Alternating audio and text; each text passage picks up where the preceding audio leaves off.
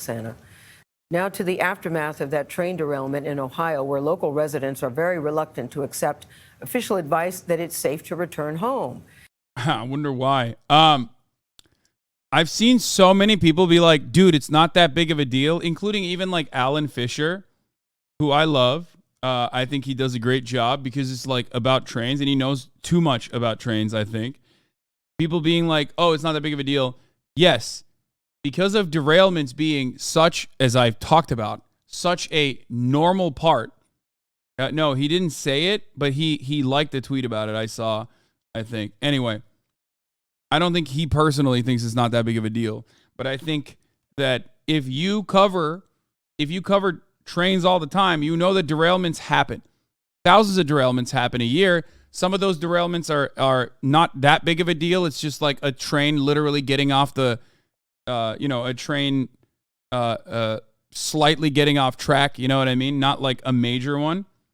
Okay, for those of you who don't know. And there are more devastating ones that even occur and have gone unnoticed in the past. Overall, though, it's still fucking awful. It is a devastating environmental catastrophe. It's just that once you hit the TikTok button on any kind of story, the story itself turns into something even much larger, where people are talking about how like this is, Chernobyl style. People are fucking dying. No, what's going to end up happening is more monotonous, more boring, more banal. However, in a weird way, more devastating. You will see cancer clusters 10 years down the line. You know what I mean? That's it. That's what you're going to see. The truth is, unfortunately, always significantly more boring. I'm begging leftists to stop making a fool of yourself by showing how much you don't understand trains, especially freight, when talking about NS derailment. I understand you didn't pay attention to the news and are now freaking out about a train go kaboom 5 days later, but please don't talk about train air brakes unless you do a mild amount of research. Also, yes, I'm making an explainer video about it within the week. Yeah, I knew. I as soon as I saw this tweet, I knew he was gonna pop off on this.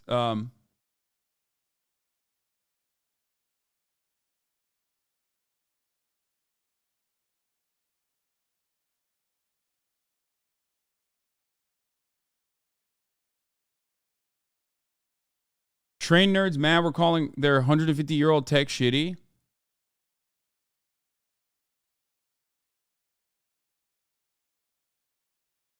Anyway.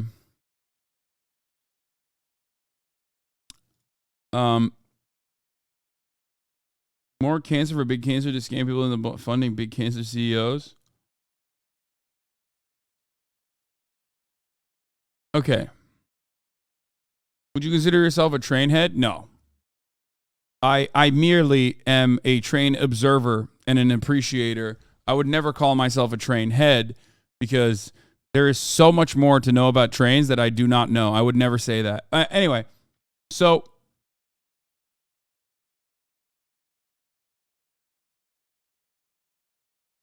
what I was saying is this is a devastating situation. It's a devastating situation just like, the average... It's a devastating situation that's more boring than the way people are now sensationalizing it. But ultimately, it doesn't matter. It's still fucked up. And I think that the more interesting component of this is that how this is like, how the lack of reaction, the lack of media coverage overall are surrounding it, and the lack of interest and the way that the company originally fucking behaved is consistent with how capitalism works. You know what I mean? I think that is the more interesting story than like the chemicals are going to start melting people's brains in East Palestine or whatever the fuck people are saying. Because like I said, the unfortunate reality is, and I've said this literally since day one, this is a big deal. It's a big story. But more so because of the the ineptitude built into the system, more so because of like all the lobbying efforts to ensure that there's not enough safety mechanisms inside of the not enough safety checks because they're cutting corners. It's a story about union busting. It's a story about like not listening to the workers. It's a story about workers knowing more about the fucking process, the logistics, than like the way executives treat it. Okay?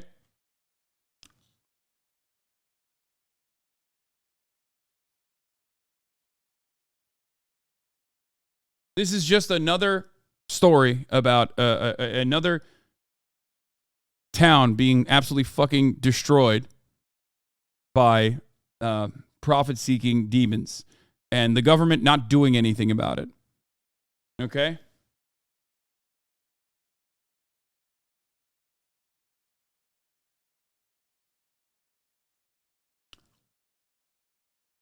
It has been 12 days since the accident in East Palestine, since this toxic plume of smoke into the air. Now people are complaining about health issues, and there are urgent questions about how their concerns. The positive, though, from this, the positive thing, the one silver lining in this is that people are way more fucking focused on like chemical spills and shit that are happening in their neighborhoods now. And because it happens a lot, because it happens so fucking frequently, perhaps the one good thing that could come out of this is like maybe some more media coverage on this kind of thing and maybe a bill. Who knows? Were handled. Lilia Luciano has the story. I would be alert and concerned, but I think I would probably be back in my house. That was Ohio Governor Mike DeWine's answer when he was asked whether he would move back home if he lived in East Palestine, Ohio, though he did offer caveats. I think that there was 1,000 train derailments last year. Yes, but not all train derailments are like this, for the record, okay? They're not like that. Not every train derailment is like, it leads with, ends up with a chemical spill and like a controlled demolition. Some of those train derailments are literally just a train slightly getting off track. Like that's not all of them are created equal. The issue, however, is that a lot of them do end up releasing contaminants into the environment. But I think probably Alan Fisher and the like getting frustrated about this story and the coverage on the story is understandable. The reason why it's understandable is because train derailments happen. Toxic chemicals sometimes get spilled, but they are a necessary, it is, trains and train tracks in general are absolutely necessary to people's survival, to humanity's survival. And it is still a more cost-effective and more environmentally friendly way of doing logistics and transportation than anything else. So I think that Alan probably personally is afraid that people are just going to be anti-train now. Okay?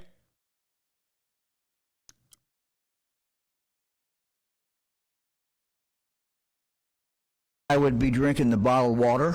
There have been numerous reports in recent days of respiratory issues, burning eyes, and dead wildlife, including at least 3,500 confirmed dead. Are really people saying we shouldn't have trains anymore over this? No, but I understand why people would deflect away from the main point of contention with train companies and like basically think that this is just, this is a problem that happens with trains in general. Fish. If you're new to the fucking story, if you're like oblivious to this kind of thing happening when it happens like 1,000 times a year, okay, maybe not to this degree, but like some version of this happens more than 1,000 times a year, you're gonna start being like, oh, this is fucked up. What the fuck? We gotta fix this. This shit sucks.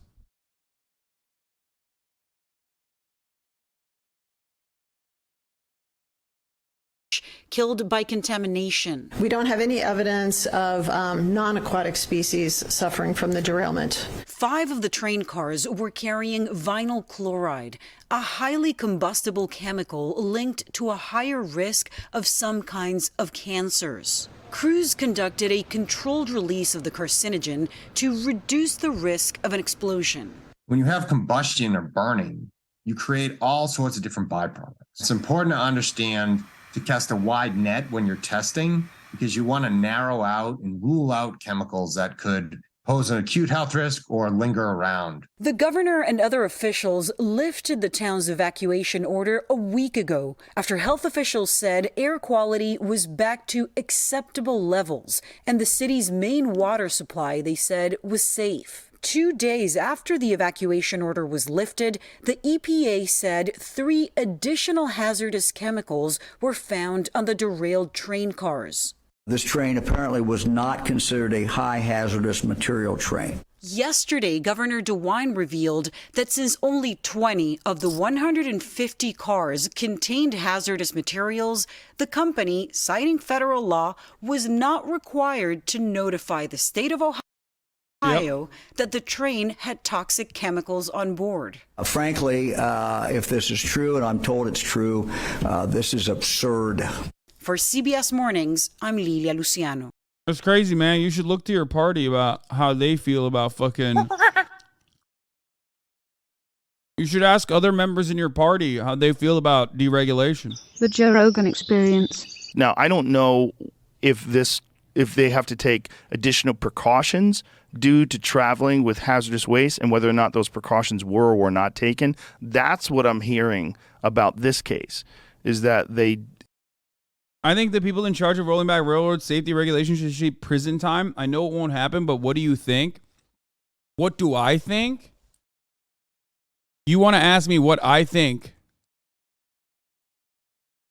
about what should happen to the railroad executives and what should happen to the people in Congress that allowed it to happen?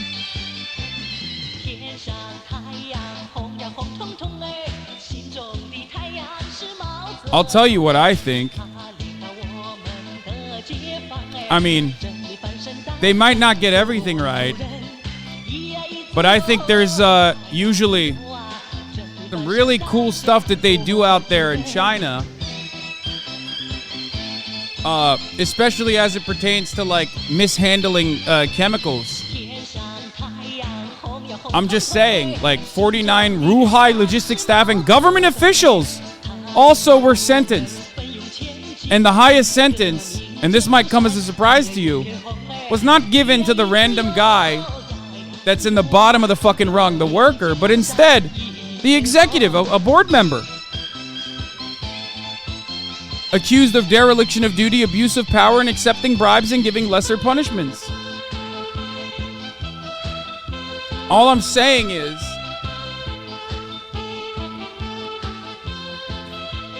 you know, there are different methods of dealing with this sort of thing. I don't believe in capital punishment, but other parts of the story are pretty cool. 49 people being arrested and being charged with a crime. Yeah. There you go. I hope that was more informative on my position specifically as it pertains to what to do with executives.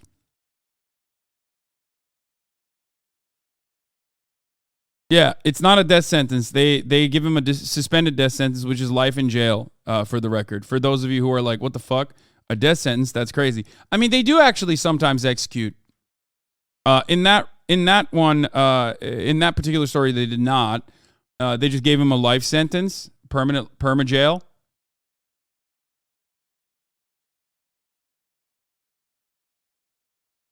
That this is something that they were trying to cut money by transporting these things that are hazardous wastes in a way that perhaps maybe they shouldn't have been transported that way, or maybe the regulation should be different. I don't know if it's even hazardous waste, though. I think it's just chemicals that we use in. Oh my God. Oh my God. Oh my God. Why is it these two people talking about this issue, man?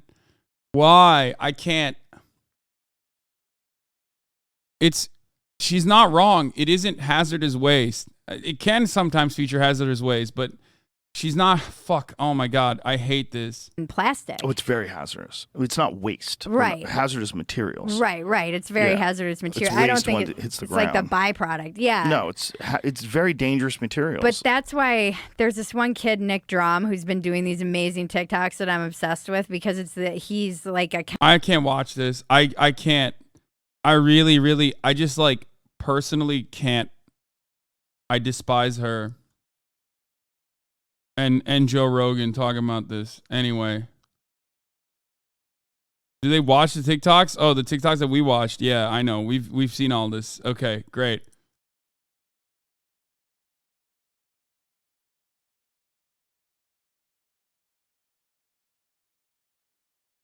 Anyway, they're gonna agree with us. I don't even know what she does. I don't know what she is famous for. I think she's like a comedian or something. I just can't like. Every time I listen to a Joe Rogan episode with her, I'm just like, I can't do it. I literally can't get over. I cannot get through a video with her and Joe together. Like, Joe's already so fucking stupid that like if his guest is also just as stupid, it's just like she just sounds dumb. No. I don't know why Joe has her on so much too. It's just I can't do it.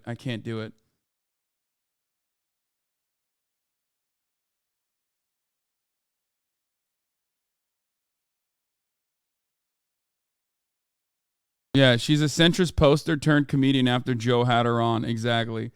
That's the worst thing Joe Rogan has done for comedy is like constantly make these fucking people turn to comedy as a career. She's funny, get over it, lol. Okay, just for that crime, everyone has to suffer. We're watching the rest of this video now. This hasn't been getting. So were these clouds? I also sent you a video that shows what it looks like in the area where these clouds are passing over, and it is horrific. It's apocalyptic. It's so terrible. There's a man who's on the ground who's screaming that these aren't storm clouds, that these are the clouds of this shit that they're burning from East Palestine, and he's freaking out, and like animals are dying, pets are dying, fish are dying in the rivers. The idea that they only evacuated a small area. Yeah. Like you're talking about like miles and miles away from this. Yeah. Animals are dying. This is it. Look at this. Play this. Go full screen with this because it's so These aren't storm clouds. This is the fucking shit that they burn off. The fucking shit they burn off in East Palestine. This is not fucking storm clouds. Look at this. I know. Look at it. This is over Darlington.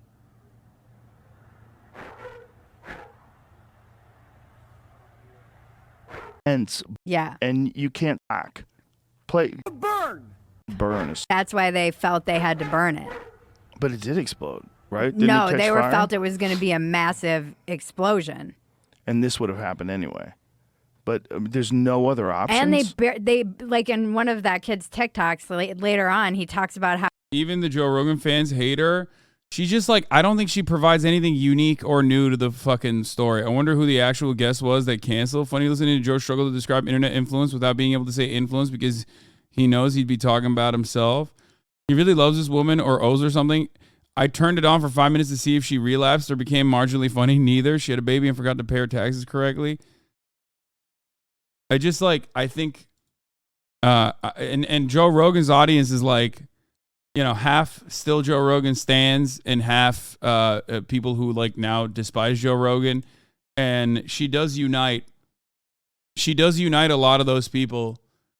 Like it's just like her entire thing, from what I understand, is just like being a centrist, right? how they just buried it. And so people are saying they did this just to get the trains running again, basically, which again, the cynic in me wouldn't doubt, but I don't know. I just sent you a text from my editor, Joe Donatelli, who I loved from Playboy. He now lives in Ohio and does local news. And I will say local news has been great on this. they're actually reporting. And he said to me, you have to be able to like muster the resources, fact check things. It isn't as fast as the internet where there's a void of information that gets filled. And he did a long thread about what they've learned at the local news station where he is. That's really good, and I recommend people go check it out because I think local news is actually pretty good on this. But some people in Ohio are saying they didn't even know about it. There's like people who you'll see online, they're like, I'm in Ohio and I didn't hear about this, but maybe they don't watch local news. I mean, this is just, you know, like I had this conversation in this community a week ago when we first found out about this and talked about it. You know what I mean? So it's just like, that's why I skipped it.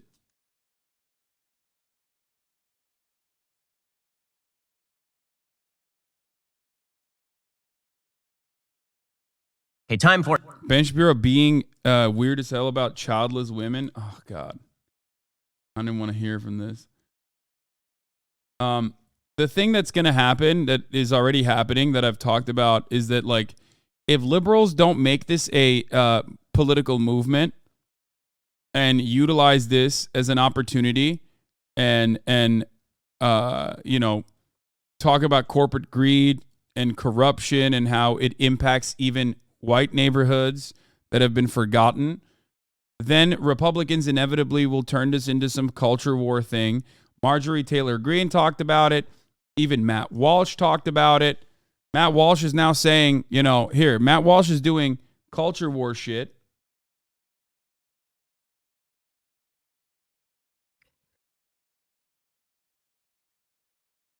Okay.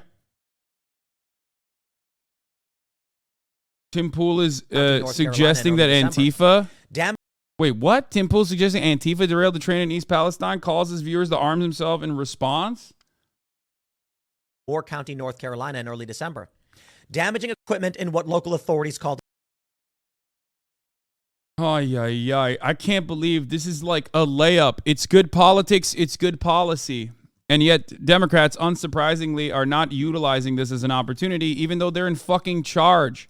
And they could technically do something. They could technically at least like talk about it. They could talk about like, fuck it, even say like Trump is the reason why this deregulation happened to begin with, and that we should reinstitute policies. You know what I mean? Anyway, I want to find the Matt Walsh tweet real quick, and I want to show you the Matt Walsh tweet about this as well, because like conservatives are very good at turning everything into a culture war narrative, and they're already doing it. In between Matt Walsh's like, you know, endless sea of tweets about how trans people need to be murdered on the streets or whatever, he decided to talk about he decided to talk about what happened here. Okay, what happened in East Palestine. And this is what his take was. It's too bad that the people in Ohio currently being poisoned by toxic fumes the government released into the air are mostly working class white people. They don't check any of the identity boxes necessary for the Biden administration to give a damn. Now, that is, of course, an idiotic fucking tweet, especially because environmental racism is a real thing, okay? And black and brown people, historically marginalized people, are impacted by environmental disasters even worse. But ultimately, it doesn't matter. This is a uniting factor. Class solidarity should be the conversation here. Okay? Yes, the government, capital owners, and their servants in the government do not care about working class people, whether they are white or black. If they're poor, they're poor. That's it. You think about Flint, Michigan, but another part of that story is places like Pittsburgh. Places where white people live also have contaminated lead poisoning or corroded materials that are in their piping that end up ruining the fucking water supply. Okay?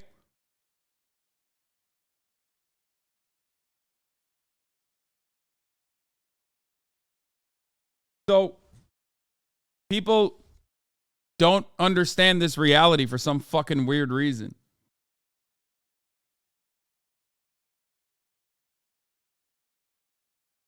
The targeted attack that cut off power to more than 45,000 people. So how is it that we are suggesting it is accidental? It's not accidental. It is by design. It's corporate deregulation. It's corporate greed. That is the reason why this happened and will continue to happen. Right here, direct statements in the press. Extremist groups did attack our power grid. What about the train?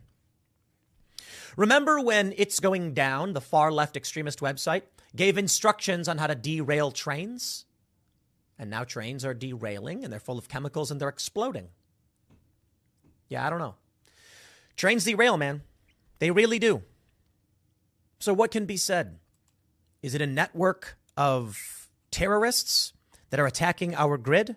And maybe. The attack that Tim is talking about was from right-wing and neo-Nazi extremists. He's equating Antifa with the attacks of right-wingers. Amazing bad faith piece of shit. Yeah, the power grid attacks were staged by right-wingers. The worst part about it is the DOJ is known that the fucking psychotic right-wing terrorists have been planning, plotting, and even openly stating that they're going to do power grid attacks. It's in my opinion, the media dropping the ball once again, not covering it as such. The article he's reading most likely fucking mentions that it's right-wingers, by the way, which he probably conveniently fucking didn't cover or didn't mention. When he says like it's a terrorist, he's talking about fucking right-wing terrorists. Here you go. Where the fuck's the article? God damn it. Reuters at this point is just like, FBI charges neo-Nazi leader in plot to attack the Baltimore power grid. An individual resembling and believed by the FBI to be the suspect, Sarah Clendaniel from Maryland, holding a rifle and clad in tactical gear, is seen in this undated image.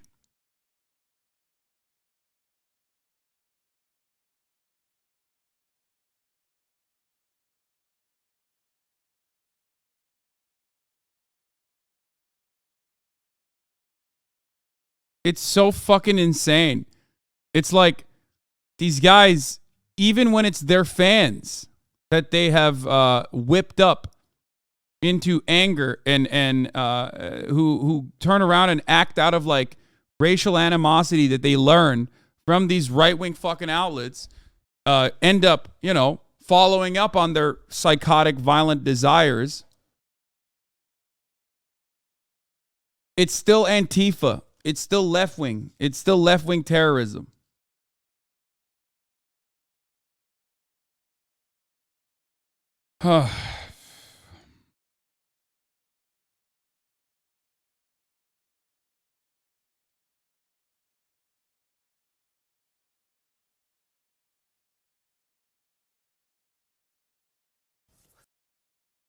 Here is Chris Hayes talking about it and how Republicans are utilizing the Ohio train disaster to pursue culture wars and ignore solutions, which is so fucked up because it's the Republican attitude. It's neoliberal attitude and neoliberal policies that has caused this derailment. Okay, it's deregulation that has caused this derailment and will cause many more. And also, if you want to do this like this is because it's white people being attacked, as Matt Walsh said, no, that's not true. This kind of environmental catastrophe is a permanent fixture in black and brown neighborhoods. This message is for the white people. And I'm just going to tell it to you straight because maybe someone else will. And I already can tell I'm not going to like the framing of this because it still ends up framing black and brown working class individuals against white working class individuals. And I don't like that across the board. It's just like, this is a moment of solidarity. It's a moment where you recognize that like your class position still absolutely eviscerates your way of existence. I just don't. I don't know. I don't know what the purpose is. But let's see. Maybe he will express solidarity. I want you to hear here first. East Palestine, I look at the demographics. For all intents and purposes, that's an all-white town. Yeah, we should be letting class position trump racial scars in this case. This is unironically a case where your class position, which, by the way, racial violence, for those of you who don't understand this very basic fact, racial violence is doled out through class violence more often than individual acts of racism. Okay? Does individual acts of racism or does systemic racism often occur as a consequence of people, seeing someone being black and acting out of animosity? Absolutely.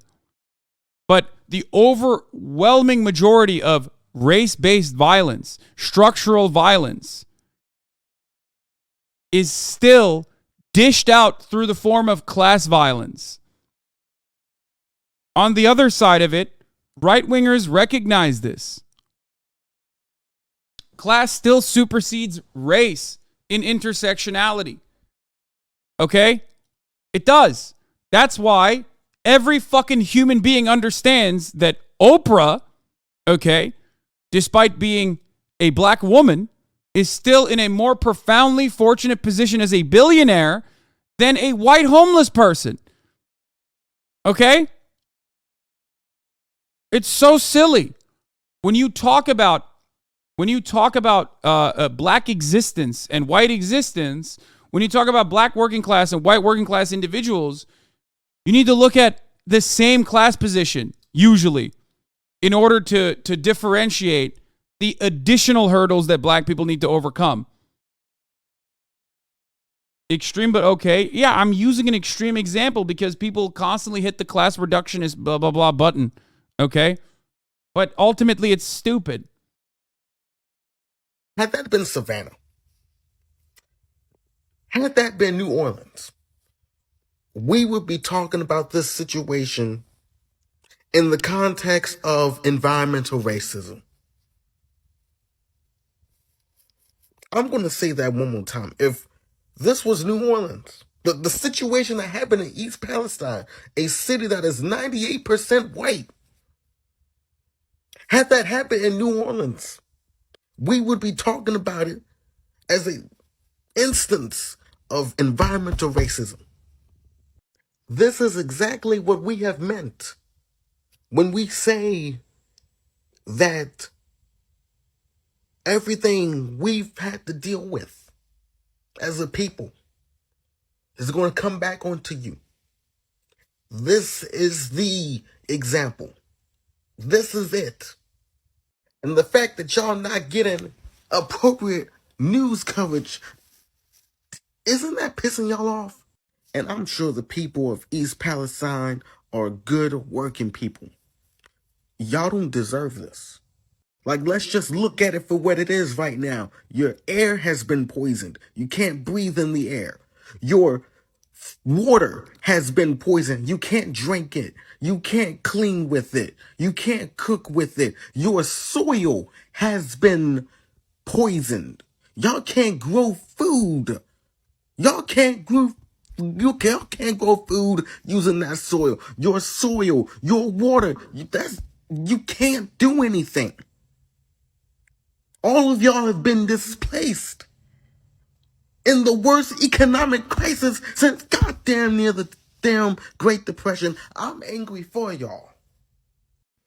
This could have been prevented, but people decided not to because of money. They decided in the great game of chess they're playing that y'all are the pawn and they're the king. It's true. Exactly. It's a moment of solidarity, and it should come as a moment of recognition for white working class individuals. A moment of recognition for white working class individuals to understand that, like, This is exactly what happens to black people as a permanent fixture of their lives, just like it happens to white working class individuals as a permanent fixture of their lives as well, especially in the post-industrial, apocalyptic fucking middle America towns. You know what I mean? It's just like this is a part of everyday existence. That's why I always fucking talk about how it's not just Flint, Michigan that suffers from lead poison pipes. It's so many American cities with white working class individuals as well. And it is the sacrifice zones, though, are predominantly black. Absolutely. Abso-fucking-lutely. I mean, there is no way to cover this without talking about both of these issues, in my opinion, which is why I always talk about both of these issues.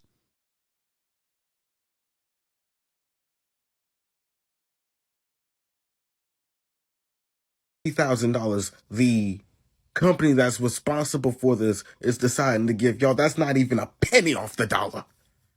And the people who try. I mean, even when I was talking about this, I brought this back around, like the $25,000 thing. What did it immediately remind me of? The $25,000, $5 per individual, fuck you money, immediately reminded me of the exact same thing that happened in Florida to Gregory Hill's, is it Gregory Vaughn Hill, and his execution in the hands of the police. And they turned around and offered his children like a cent. The city offered his children a cent. Like it's fuck you money. It's shut the fuck up. It's not even shut the fuck up money. It's like, here's how little we care about you money.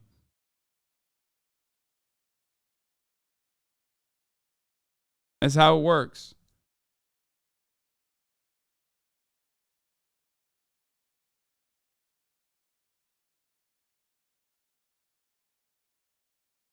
Trying to talk about it from inside. The reporters there getting arrested. You've got to be kidding me. We all deserve better than. They do this all the time. After PA gas well explosion, Chevron hands out gift certificates for free pizza.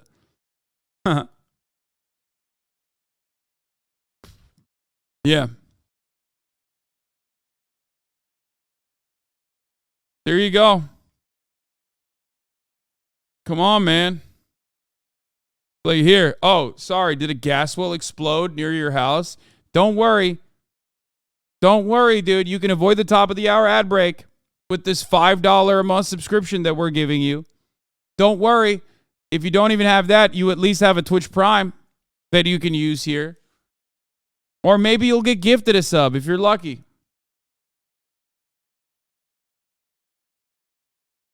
It's fuck you. It's like it's not even restitution.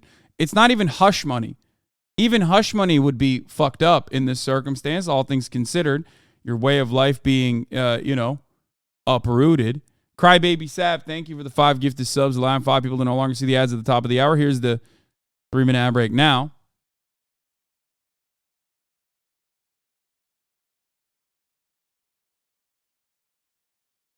Pink Oleander, thank you for the 5 gifted subs. Sorry, were you being serious when you said they gave him a cent, or was that an exaggeration? No, it was not. When I talk about police brutality in the United States of America, a lot of things that you would consider as a normal, moral human being to be completely abhorrent are unfortunate realities, okay? This is real. This man was executed in his home, in his garage, by fucking cops. And his family was given $4 total.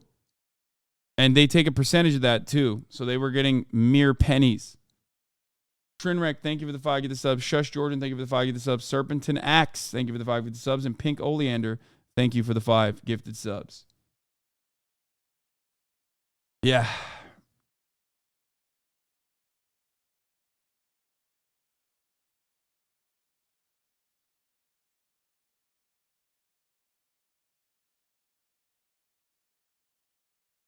By the way, a lot of you don't realize this, but like if you live near a military base, you're already living in this reality every day.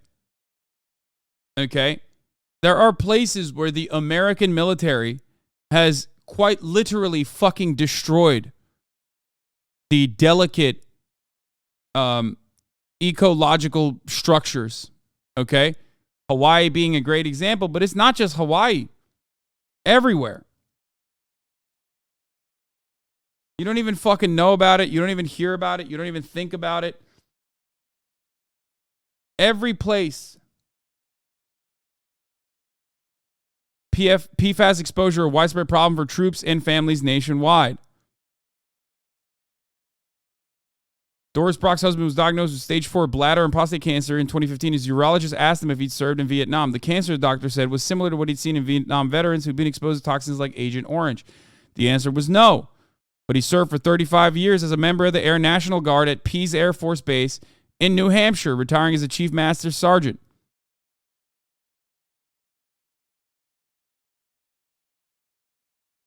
Doris Brock thought about all the chemicals he'd been exposed to during his career in aircraft maintenance.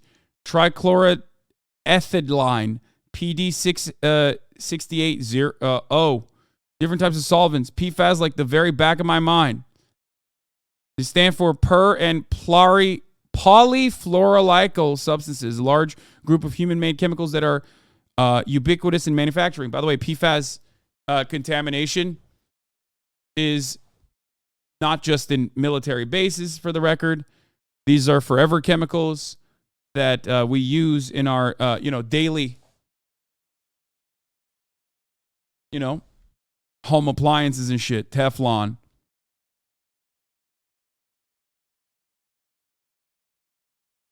This is, it's not an accident that Americans are fucking so cancer-ridden.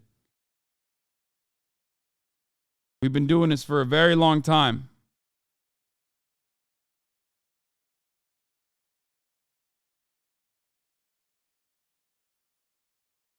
I don't even know how to describe it. This is everywhere. It's in everything. I don't know.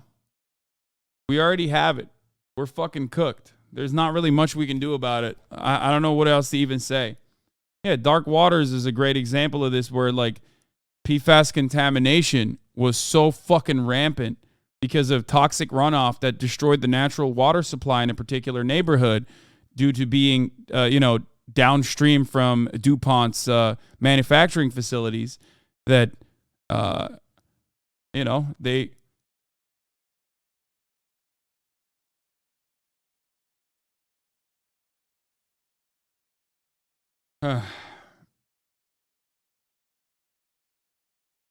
It's not only cancer. A lot of the forever chemicals are estrogenic and cause hormonal issues all over the place. Did my thesis on it. No one cares. It's one of those things that's just considered unavoidable at this point. I don't know. I feel like it's just something that we don't even want to think about, because if we think about it too much, it'll break our fucking minds. It'll break our brains. It'll make us go crazy. But it is a reality.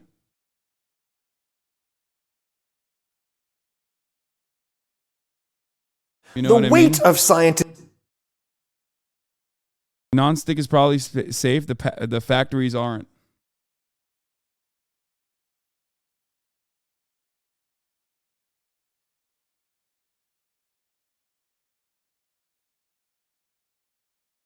A couple weeks ago, the U.S. Space Force accidentally dumped 700 gallons of fuel onto Haleakala Mountain on my home island of Maui, Hawaii. Yep. Anyway, let's look, though. We are not talking about any of this because it's something that impacts everyone. And it's not even fucking...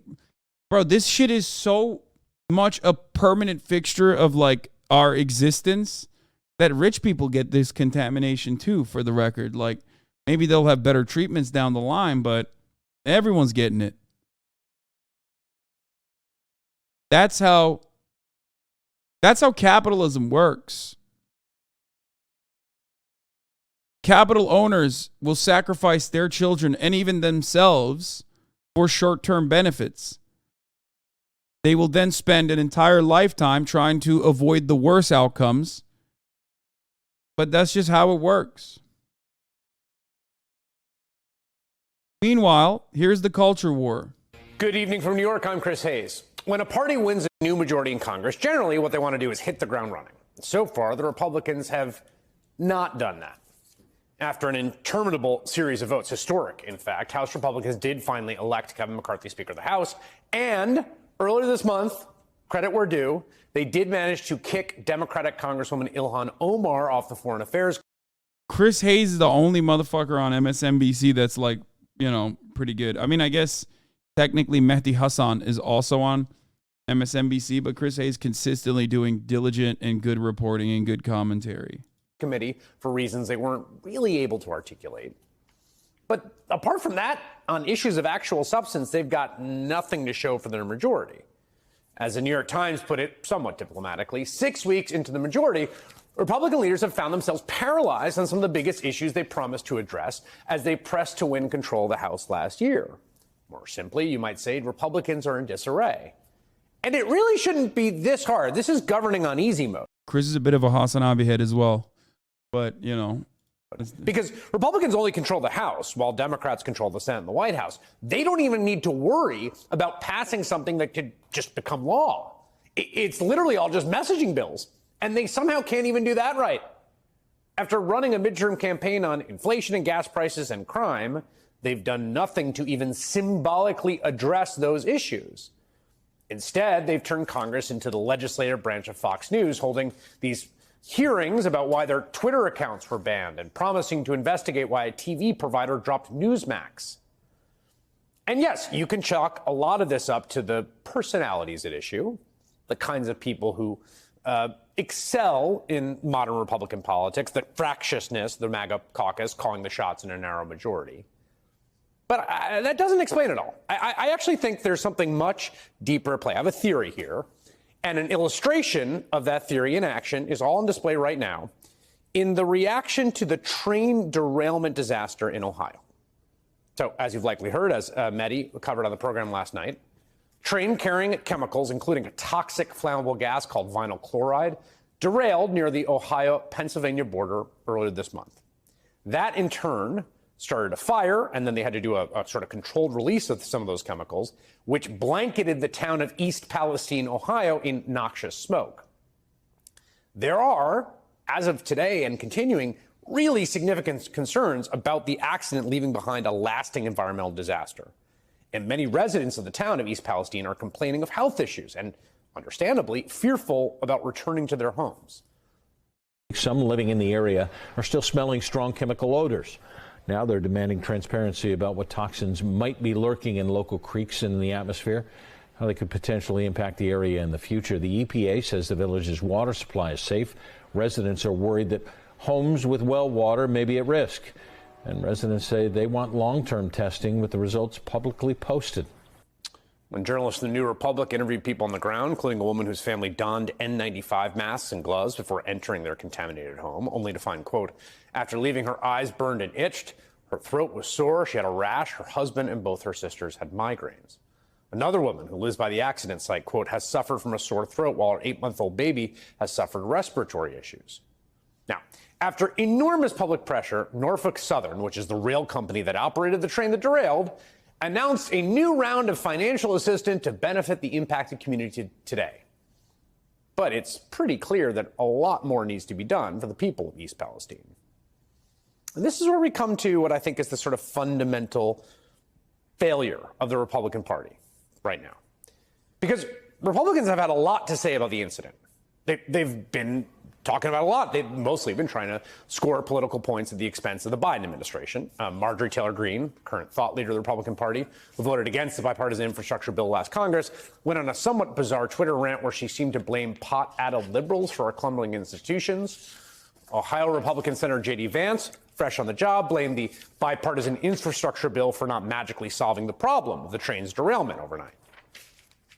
We've had hundreds of train derailments after we spent over $1 trillion on infrastructure in this country. So the fact that this isn't getting obviously better is a major indictment of the people spending the money and what they're spending the money on.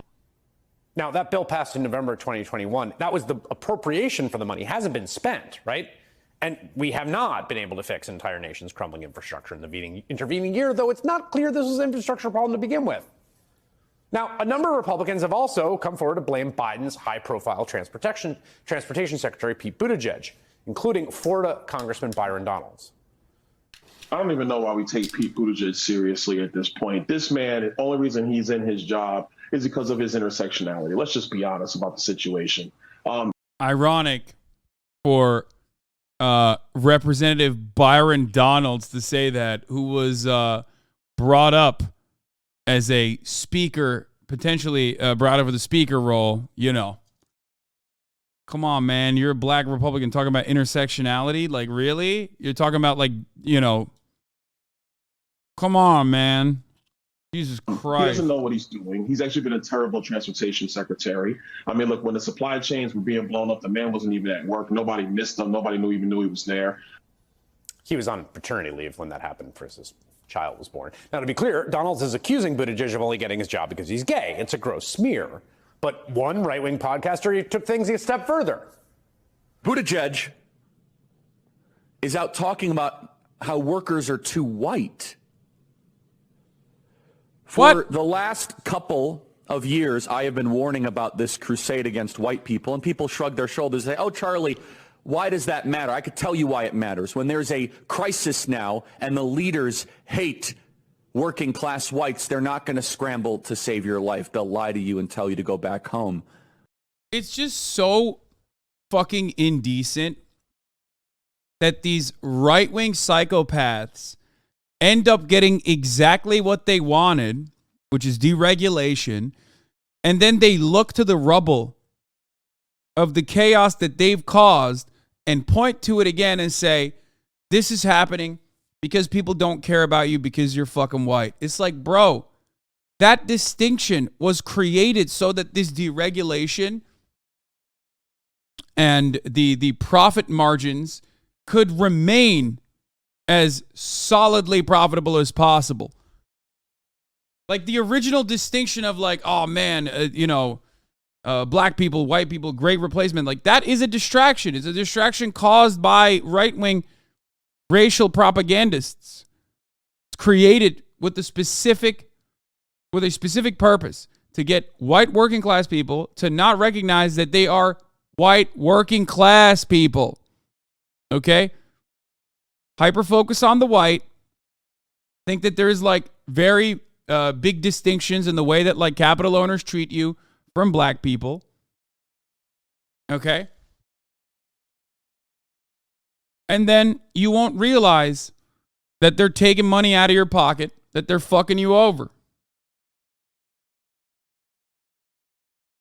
While you're poisoned. Oh, lie to you until you go back home when you're poisoned. Sure, that's never happened to black people in this country before. Yeah, let me just check on the history. Nope, definitely never happened. Yeah, that's the other side of the story. Is like, dude, what are you talking about? Like, the government doesn't give a fuck about white people. Of course they don't give a fuck about black people. Like, a government that does not care about white people absolutely doesn't give a shit about black people, okay? This is a reality that also every black person understands. This is why, like, Black Lives Matter will go and protest police brutality against white people all the fucking time, okay? They don't even give a fuck about poor white people. The entire thing is designed to fuck over black people. Of course they don't give a fuck about black people.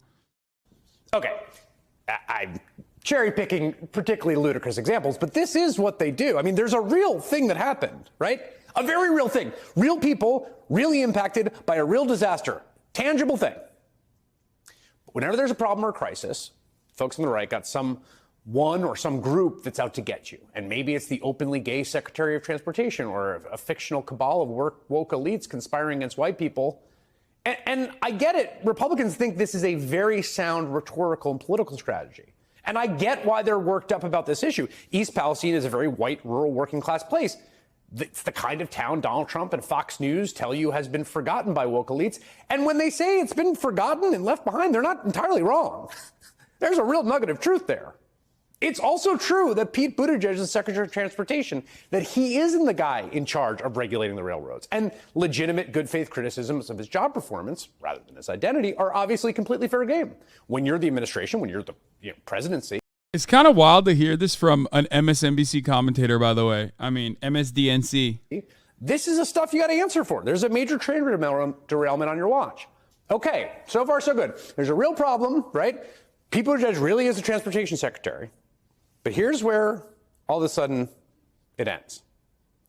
Republicans can complain all they want, but what do you want to do? What do you want to do? They can't really offer any real solutions because in the end, this is a classic story about corporate interest and regulation. Big corporations like the railroad companies, Norfolk Southern, and the chemical companies whose chemicals they transport have every monetary incentive under shareholder capitalism to keep regulation light, right? So their costs stay low. And then if something goes bad, they can externalize the costs of disasters like this, right? The government in turn has a responsibility to push regulation anyway to prevent the burden of disasters like this falling on regular folks like those in the town of East Palestine. For liberals like myself, this is all a pretty clear story. The solutions here are pretty clear. We should probably have better regulation and stronger worker power. Here's one example, right? For instance, there was an Obama-era train braking rule specifically for cars carrying flammable materials. They had to upgrade their braking. That was eliminated under Donald Trump, although he was eliminated with an assist from a small provision in a 2015 bill passed by Congress and, signed by Obama, that the train corporations had lobbied for that had kind of challenged and watered down the regulation. Now, in this case, it wasn't the braking, we think. There was a fire on the train before it derailed. But again, that's the kind of prudential safety regulation you want to look at. Like, okay, maybe we need to upgrade safety regulatory standards on train cars like this. You can also make polluters pay for the cleanup costs of disasters caused by their products and services, like the Superfund site situation. Okay? Again, these are just two straightforward answers, policy answers, that will make people's lives tangibly better or at least address the problem. But here's the thing. Contemporary conservatives in the Republican Party can't offer those types of solutions. Can they say, you know what? We need to regulate the railroad companies. No. Are they going to say that? Let's stick it to the greedy companies, soak the rich. They can't do that. Yeah, which is why they turned the conversation back on like, oh, they don't care about you because you're white. No, motherfucker, they don't care about you because you're poor. Okay? They want you to remain poor so they can continue to not care about you. That's what libs want to do. Conservatives are not ideologically disposed to those types of ambers. More importantly, the entire superstructure of Republican politics, including their donors, won't let them do it. No matter how much lip service they pay to regular working folks on their various podcasts, the Republican Party is fundamentally, when the chips are down, when it's time for the rubber to hit the road, when it's time to govern, beholden to the rich and corporate interests. And there are conservatives watching this right now who will see this clip who will agree with me. I promise you. Here's example number one, Kevin McCarthy, the new Speaker of the House, top Republican in the country, essentially letting his buddy, Jeff Miller, who's like a top corporate lobbyist, basically help run the party. The guy was like running the war room behind his speaker vote. And again, this isn't a question. Educate yourself on how the left Congress and Biden voted to keep union workers quiet about this very issue a few months ago. I love the gall of a random Twitch chatter coming in here and telling me to educate myself as though I haven't been shitting on the Democratic Party non-fucking stop on that particular issue, specifically for months before this train derailment happened. He said left Congress. Okay, carry on then. Like, the attitude from this random dickhead. Like, why don't you fucking Google it, dipshit? Why don't you just search on YouTube what my thoughts are about the railroad unions and my coverage on it? Probably an LSF chatter. A comment saying you did the opposite got giga upvoted. Wait, what?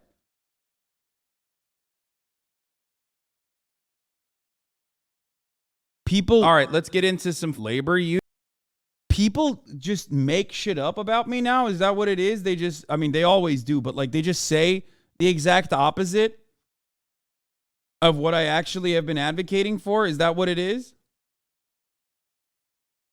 It's way easier to assume what you think and attack that, though.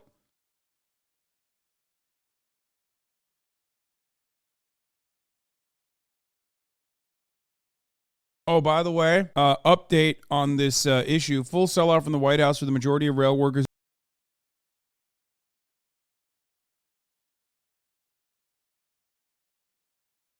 I don't understand. I've done numerous videos on this. I don't even bother finding hate comments anymore because they just attract strawman. They just attack strawman arguments. That's crazy. Why do other people just like, instead of coming here or instead of like legitimately looking for the truth themselves, just go off of that?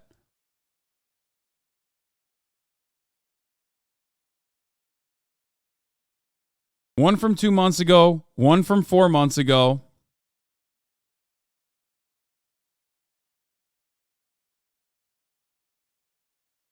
Video title does make it seem like you're defending. Yeah, when I said Joe Biden is a traitor, has sided with railroad companies to stop a worker strike from happening after the workers not agreed to the tentative agreement. That does probably, I haven't used strong enough language for them to understand, I think.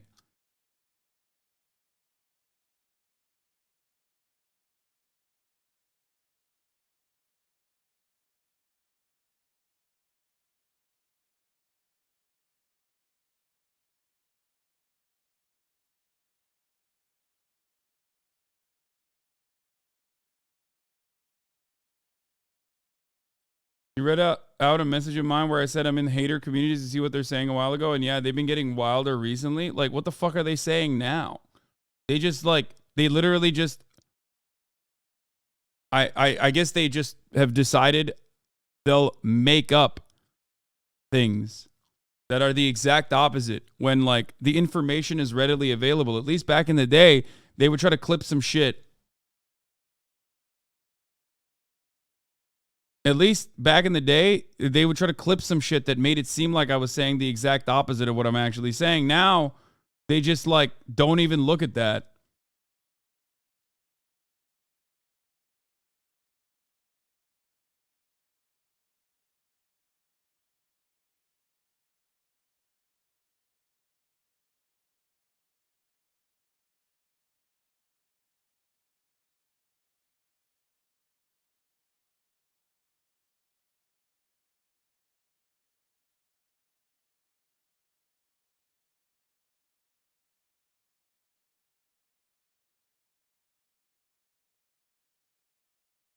From allies, supposedly allies and haters alike, too.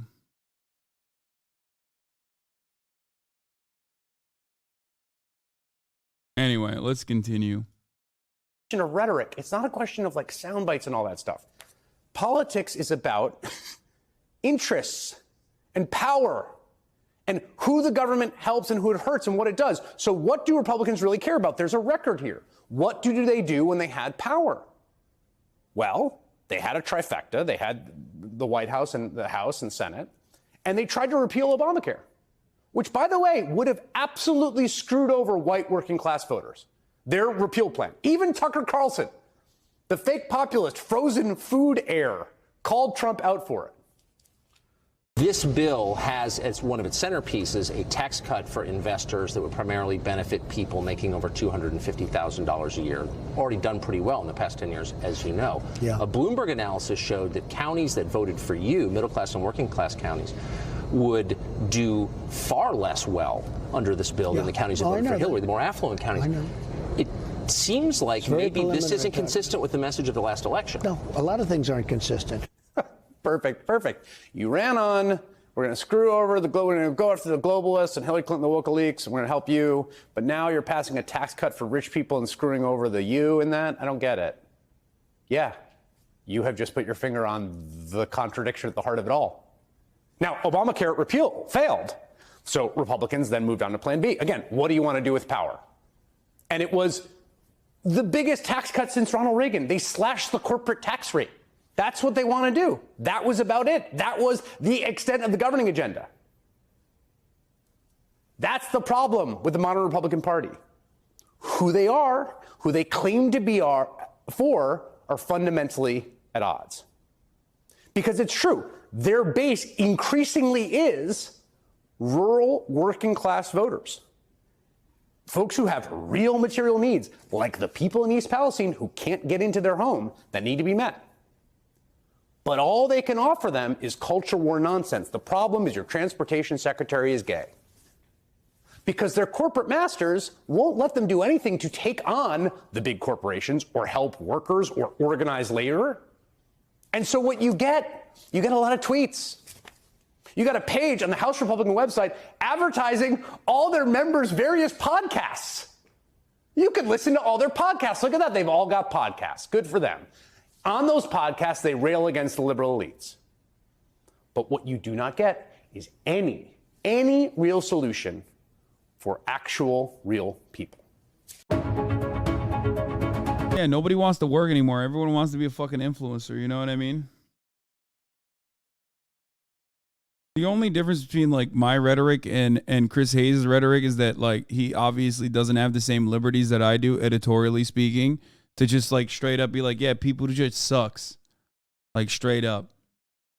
Pete Buttigieg is, of course, a corporate slave. That's how he got to the position that he got to. By being a rabid attack dog for corporations. By working as a consultant. Everybody knows what that means, you know? And that Democrats also are not necessarily as powerless as they claim that they are in the face of this kind of oligarchy that they have also designed alongside the Republicans. Rail workers say they knew the train that derailed in East Palestine was dangerous. A freight train carrying toxic chemicals derailed 50 miles outside of Pittsburgh, forced thousands to evacuate, and created a toxic cloud. Workers knew the train has safety issues.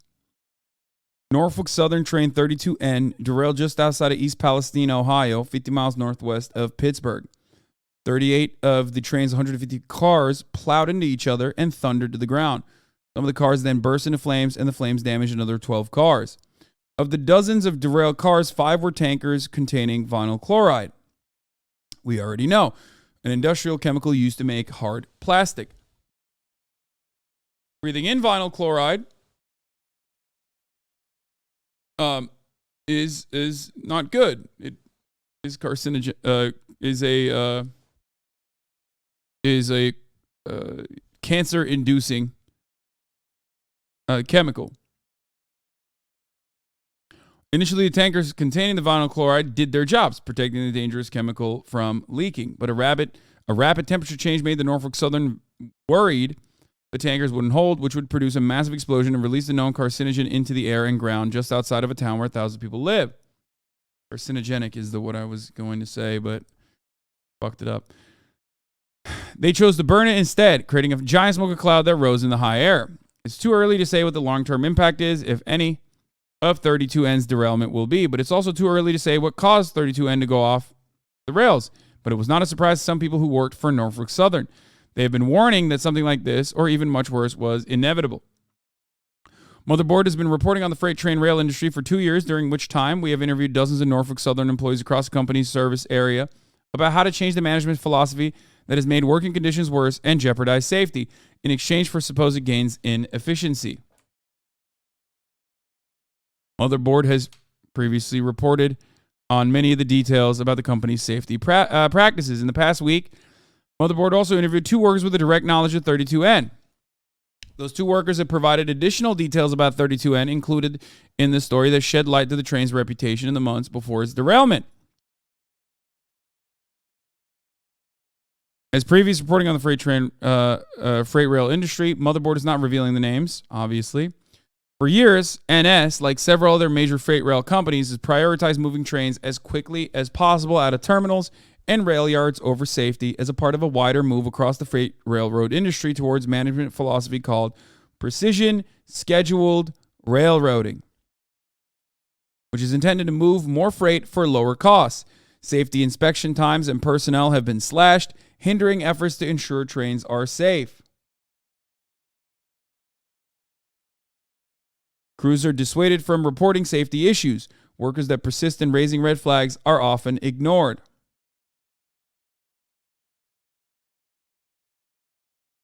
Norfolk Southern spokesperson Jeff DeGraff previously told Motherboard for a story on the safety impacts of PSR in 2021, Norfolk Southern is firmly committed to all levels of operating safely, protecting our employees and the communities that we serve.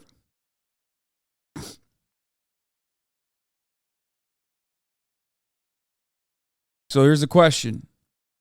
Or not a question, sorry. 2 years ago, SMART, a transportation union, President Jeremy Ferguson, warned your publication and anyone that would listen that something like this was going to happen, as I also covered extensively when the railroad union talks were happening before Joe Biden eviscerated the conversation through executive order. One of the Norfolk Southern employees Motherboard spoke to this week said, or not through executive order, but through urging Congress to quickly end this conversation.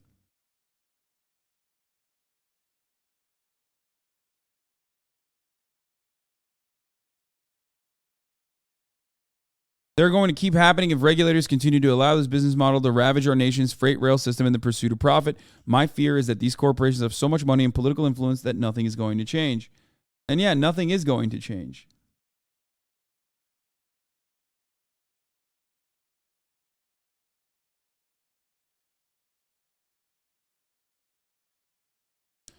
Over the past several years, Motherboard has reported that Norfolk Southern's lax safety practices have been applied to its entire network, reflecting a trend happening across the freight rail industry.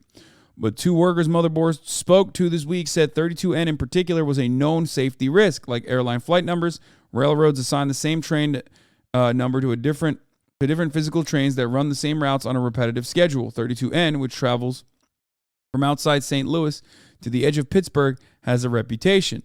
On the run that ended abruptly on the outskirts of East Palestine, multiple red flags, including two mechanical problems, about 32N went undetected or were ignored in the hours leading up to the crash, according to the two workers familiar with the train. These red flags were especially concerning, said the workers, because 32N is widely known among workers as a difficult train to run, not because of especially difficult terrain or equipment, but as a result of management decisions about how the train should be put together.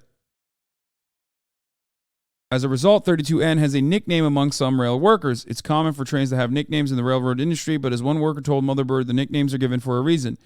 They called this one 32 Nasty. In a statement, Norfolk Southern spokesperson Connor Spielmaker told Motherboard that assigning a reputation to a train that fluctuates by thousands of tons on a regular basis is inaccurate, and that whatever the size of this particular run of 32N, it used to be bigger.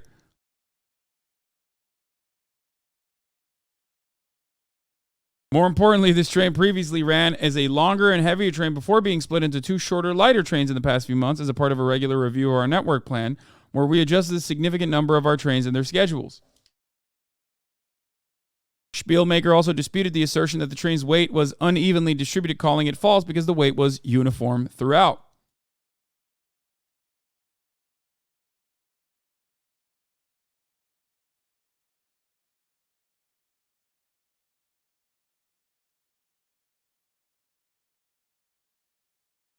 I work for a passenger railroad. This is years of deferred maintenance on tracks and train cars and maximizing train sets beyond what they should carry. Pair that with smaller train crews. It's capitalism working as intended, with the poor bearing the consequence. Yeah. I like that this actually kind of reads as a threat, by the way, where they're basically saying, trust me, it could have been even worse than this. Like, there were more train cars, okay? There was more weight. Like, you should be lucky that only 32 out of the 150 cars were leaking contaminants, okay? Could have been even more than 150. You know, fuck yourself.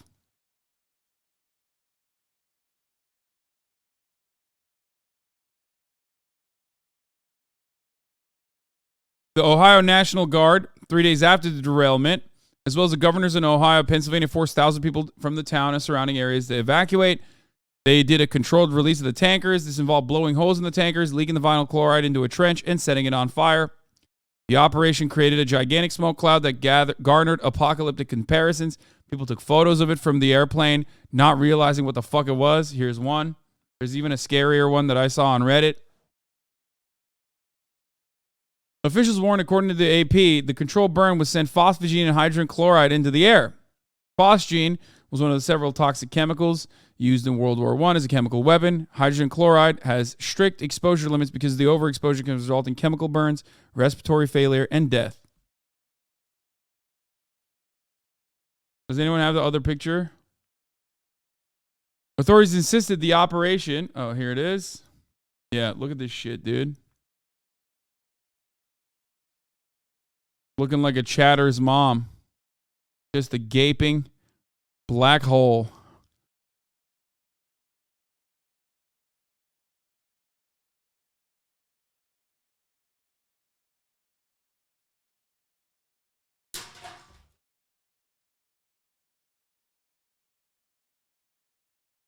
That was uncalled for.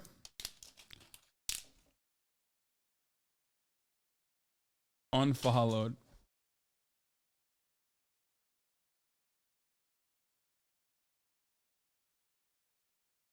Anyway, let's continue. Looks like an oil spill in the sky. Yeah. Interesting way of putting it.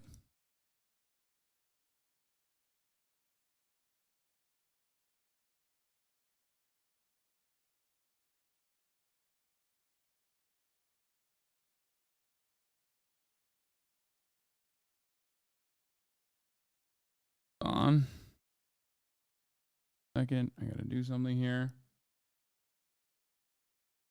I've talked to crews in the other areas who know of this train, said Clyde Whitaker, the Ohio State Legislative Board Director for Smart Transportation, a rail worker union who specializes in safety issues, referring to 32N. It is a notorious train.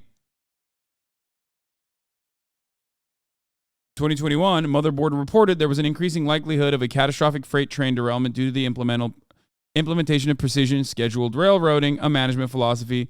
Its defenders argue uses technology to improve efficiency, but workers say is a euphemism for draconian staff cuts, lax safety practices, and slash maintenance to pad corporate profits. Norfolk Southern was not the first nor the only freight rail company to implement PSR.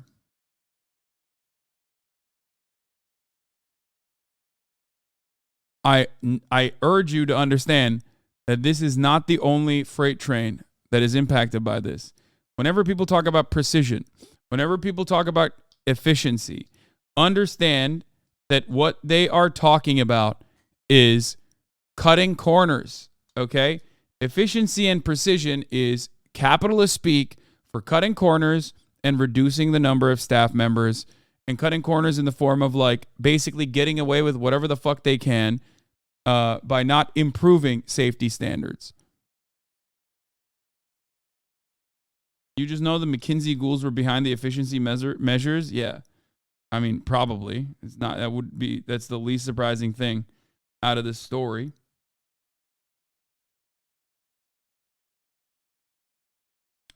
Norfolk Southern announced the implementation of PSR in February 2019, promising investors it would increase its operating ratio, how much it spends to run trains as a percentage of how much it makes running trains, by more than 5% in 2 years. It would do that in part by reducing its workforce by a minimum of 3,000 people. I can't recall. What was it that I covered 4 months ago and then another 2 months ago about the rail workers unions and what they were frustrated by? I just can't remember. Oh, that's right. They wanted to hire more people. Oh, well. Under PSR, the industry as a whole has slashed its workforce by more than a third in less than 6 years, according to data collected by the Surface Transportation Board. As Motherboard reported in 2021, across the different crafts, workers highlighted the same general problem in the push for efficiency.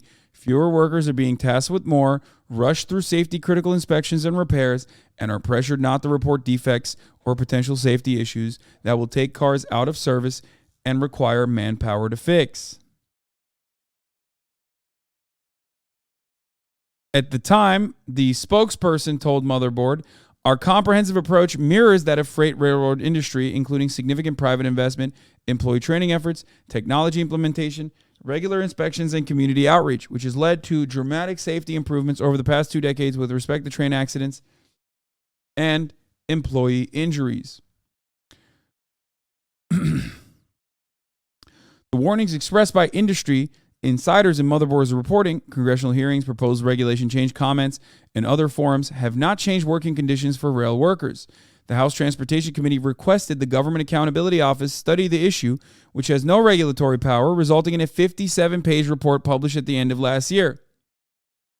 The report did little more than summarize existing talking points.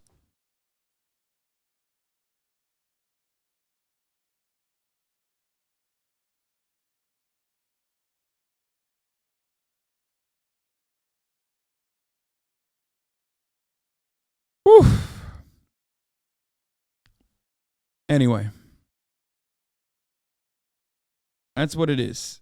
It is what it is. Everyone knew about it. The people that knew about it, the people that knew about this problem that was going to inevitably happen and will continue to happen, raised the alarm bells numerous times. They did it in a very public manner as well. Okay?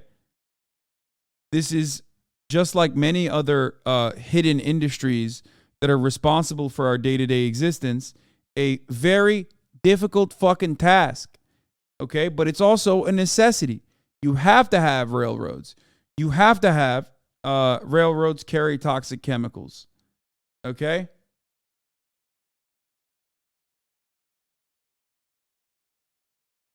And sometimes derailments are going to happen. But the goal of the regulatory body is to ensure that the damage is minimized, just like what we talked about in Turkey. You know these things are going to happen. You know accidents are going to happen. Your goal is to minimize human error. Your goal is to ensure that even if accidents do happen, that the damage is softened. But of course, all of those things can be considered redundancies. Okay? Redundancies, however, save lives. And they want to do that in every aspect of our lives. They want to do that in commercial aviation, not just transportation, but like human beings flying on planes. They want to go after every facet because ultimately, profit rates have a tendency to decline. And when that happens, you got to find new ways of generating profit because profits have to keep going up, even though it doesn't want to. It can't. So how do you do that? By slowly but surely monopolizing sectors and inevitably raising costs or raising the prices, or reducing redundancies. Redundancies that were put in place and inked in blood as a consequence of regulations that were put forward when people died prior to a lack of such regulation. This is how this works. This is why I always say all matter of rules and regulation is written in blood.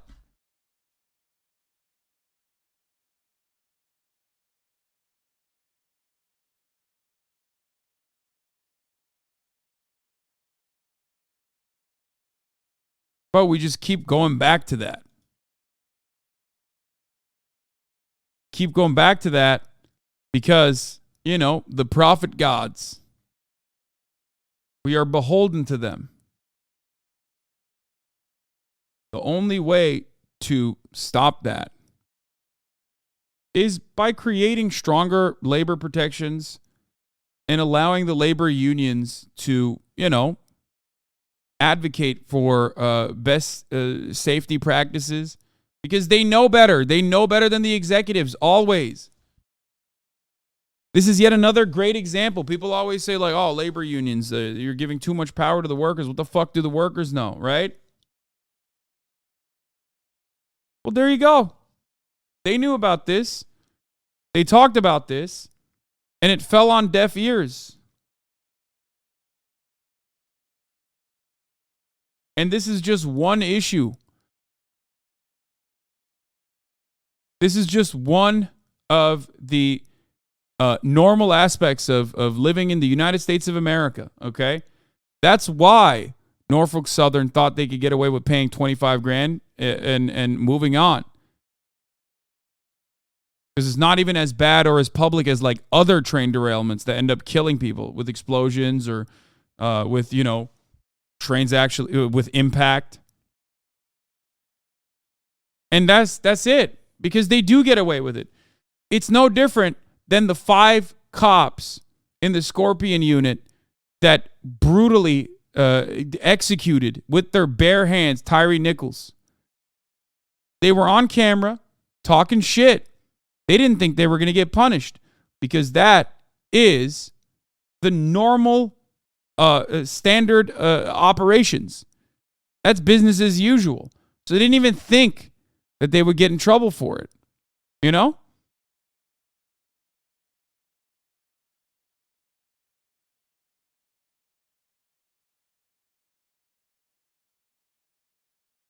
Anyway,